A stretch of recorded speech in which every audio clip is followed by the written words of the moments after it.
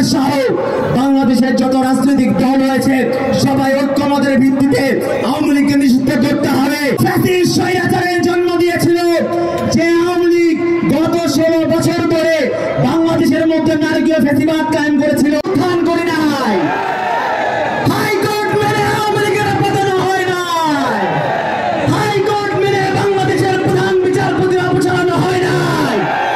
এই 24 জুলাই প্রজন্ম তারা চেয়েছিল বলেই বুকে রক্ত ঢেলে দিয়ে তারা 24 বাংলাদেশ কায়েম করেছে।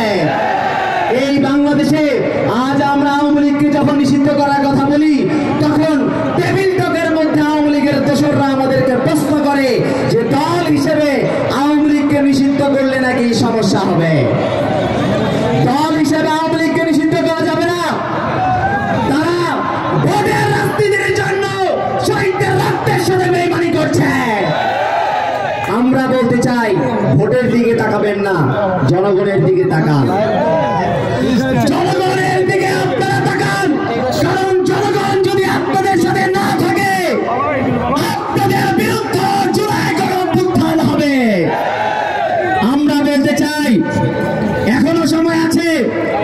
এই আওয়ামী লীগ, যে আওয়ামী লীগ আমাদের এই বাংলাদেশের জন্মের পরে প্রথম ফ্যাসিস্ট স্বৈরাচারের জন্ম দিয়েছিল, যে আওয়ামী লীগ গত 16 বছর ধরে বাংলাদেশের মধ্যে নারকীয় ফ্যাসিবাদ কায়েম করেছিল, যে আওয়ামী লীগ এই বাংলাদেশের 56,000 বর্গ মাইলকে ভারতের চাকর রাষ্ট্রে পরিণত করেছিল, সেই আওয়ামী লীগকে কেন নিষিদ্ধ করা হবে না জুলাই প্রজন্ম তা জানতে চায়।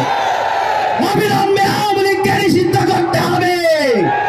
কোন আমলাতান্ত্রিক জটিলতার মধ্যে আমরা আওয়ামী লীগের নিষিদ্ধকরণকে দেখতে চাই না। আমরা চাই এই ইন্টারিম সরকার সহ বাংলাদেশের যত রাজনৈতিক দল রয়েছে সবাই ঐক্যমতের ভিত্তিতে আওয়ামী লীগকে নিষিদ্ধ করতে হবে এবং 24 জুলাই আকাঙ্ক্ষা বাস্তবায়ন করার জন্য আওয়ামী লীগকে অবশ্যই নিষিদ্ধ করতে হবে।